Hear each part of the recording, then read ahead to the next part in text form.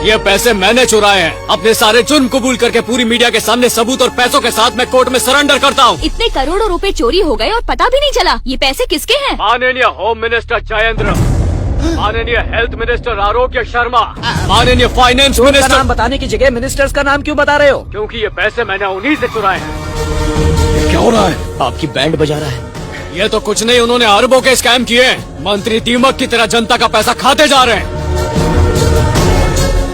देश को खोखला करने वाले मंत्रियों को खोखला करने के लिए मैंने उन्हीं को लूटा। आप जो भी कह रहे हैं उसका आपके पास सबूत है क्या? बिल्कुल, मेरे पास सबूत है और सारे सबूत मैं कोर्ट में बताऊंगा। सच सुनने का दम है तो कोर्ट में आ जाना, कानून के दायरे में बात करेंगे। जय हिंद।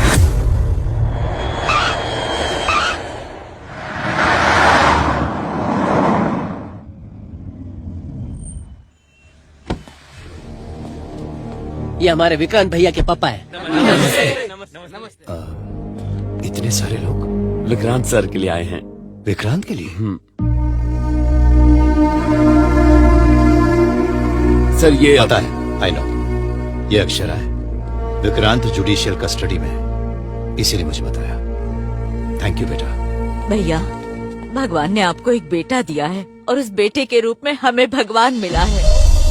इंसान को जब दुख होता है तो उसकी आंखों में आंसू आते हैं, और हमारी आंखों के वही आंसू पोंछने के लिए भगवान ने आपके बेटे को भेजा है।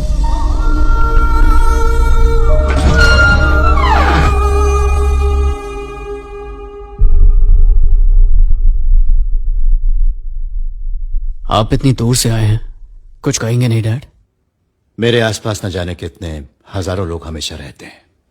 अगर उन लोगों को 1 महीने की सैलरी न दूं तो सारे गायब हो जाएंगे। लेकिन आज जब मैंने बाहर इतने सारे लोगों को तुम्हारा साथ देते हुए देखा, तब मुझे एहसास हुआ कि जो सम्मान मैं आज तक नहीं कमा पाया वो तुमने कमा कर दिखा दिया बेटा। तुम और तुम्हारी मां दोनों ही सही है। हमेशा दिमाग से नहीं, कभी कभी इंसान को दिल से भी सोचना चाहिए। लेकिन मैं तुम्हें इस हाल में नहीं देख सकता। I have hired the best lawyers for you. उसकी कोई जरूरत नहीं, मैं अपना केस खुद लड़ूंगा। तुम बहुत जिद्दी हो और ये जिद ही तुम्हें जिताएगी। आनंद सुराना का इकलौता बेटा विक्रांत सुराना। सर, चल बसे क्या? करेंगे तू है क्या? मुझे लगा होम मिनिस्टर इसलिए नाटक कर रहा था। ये लड़का क्या बकवास कर रहा है? खुद के पास करोड़ों है और इल्जाम हम पर लगा रहा है। तुम एक काम करो, डॉक्टर को जाकर कहो कि मुझे सेम टू सेम इंजेक्शन लगा दे और चैन की नींद सुला दे। बिना इंजेक्शन के बेहोश होने का रास्ता बताऊं? क्या है वो? विक्रांत सुराना ने आपको कोर्ट का नोटिस भेजा है। बाय तुम्हारी। बाय। भिक्षांदेही, अंदर कोई नागिन है तो बाहर आइए, इस नाग को दूध पिलाइए। अरे रे रे रे, ये भोपू बजाना बंद करो। पता नहीं सुबह सुबह कहाँ से आ जाते हैं। ये लो, आजा। रुक जाओ, वरना 100 नंबर डायल करूंगी। रुक जा, बांसुरी वाला नहीं, तेरा घर वाला है। ये सब क्या है जी? मेरा भी वही हाल है जो भाड़ोत्री लोग का होता है। कोई अपडेट मिली क्या? हमने जिसे किराए पर घर दिया था ना, वो अरबपति है। अरे अरबों चुराएगा तो अरबपति होएगा ना, मेरे जैसा रोडपति थोड़ी होगा। भाभी, भाव घर में है क्या? वो अभी तक घर नहीं आए। क्या भाभी, भाव तो घर घर में टीवी लगवाने वाले थे, पता नहीं कहाँ चले गए। बालक वही काम से वो तोशिबा कंपनी में बात करने गए हैं जापान में। तोशिबा? हमें तो सोनी कंपनी की टीवी चाहिए। अरे ये वेड़िया बाजी लागली है, टीवी चाहिए। चल निकल चलेगा। हमारे पास हमारे पैसे सेफ रहते, पर तुम सबने नायक भाई कहकर सारे पैसे इनकी झोली में रखवा दिए। अब कहाँ है पैसे? उसने हमारी पोल खोल के रख दी है, कल शायद हमें अदालत में घसीटेगा। अरे कल का इंतजार क्यों कर रहे हैं? सारे नोटिस आज ही आ गए हैं। ये हमारे रेवेन्यू मिनिस्टर के लिए और ये फाइनेंस मिनिस्टर के लिए। पढ़ना आता है तो पढ़ो। क्या हुआ, शौक लगा क्या? जब मिलकर झोल किया तब पता नहीं चला? सबके नोटिस हैं इसमें, अपना अपना निकाल के पढ़ लो। सर, सीएम साहब लाइन पर हैं। अच्छा सर। जयेंद्र, ये सब क्या है? तुम्हारी वजह से पार्टी बदनाम हो रही है। तुम पर लगे आरोप झूठे साबित करो वरना रिजाइन करो। क्या कहा सीएम ने? रिजाइन करने के लिए कहा ना? जानता था, अच्छी तरह जानता था। मुझे पता था कि ये नौबत जरूर आएगी। अब भुगतो। अब और कुछ कहा ना तो तेरे टुकड़े टुकड़े करके यही दफना दूंगा। शांत हो जाओ नायक, इसे छोड़ दो। पहले कोर्ट के नोटिस का सोचो। मुझे अच्छे से पता है क्या करना है।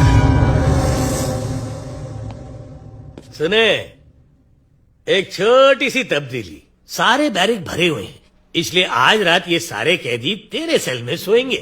सुबह तक तू रहेगा नहीं ना? अब मतलब तू सुबह कोर्ट चला जाएगा ना सुनवाई के लिए?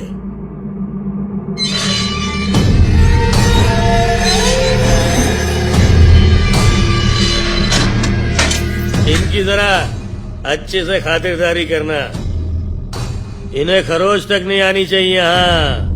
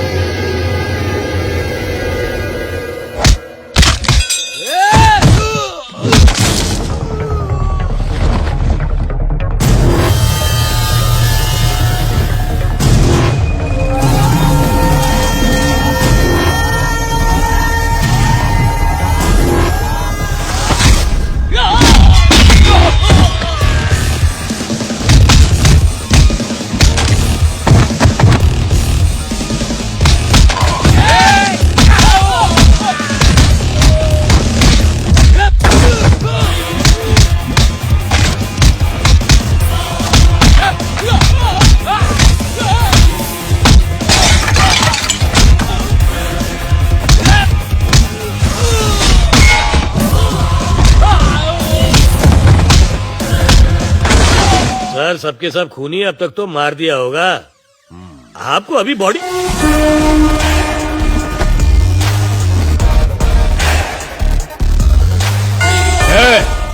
बोल अपने मालिक को चाहे जितने गुंडे भेजना भेज दे, उसका खेल खत्म हो चुका है और अब इस खेल का सिर्फ मैं ही खिलाड़ी हूँ। उसको बोल बीपी की गोली खाकर सोजार को टाइम पर पहुंचना। सर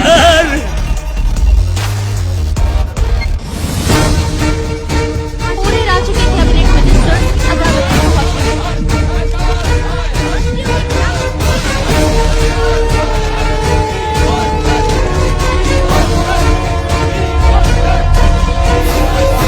बच्चों, होम मिनिस्टर का कैमरा जूम करो। सर, आपको क्या लगता है कि आप सत्ता में है तो आप बच के निकल जाएंगे? कोर्ट के न्याय पर मुझे विश्वास है। हमें विश्वास कोर्ट पर नहीं करना है, हमें उस वकील पर विश्वास करना है जो हमारा केस लड़ रहा है। शरद कुलकर्णी का नाम सुना है और ना? वही वकील जिसने सेंट्रल मिनिस्टर को करप्शन चार्जेस से बचाया था, वही ना? हाँ वही, पर उसकी फीस है 50 लाख। केस की? नहीं, घंटे की।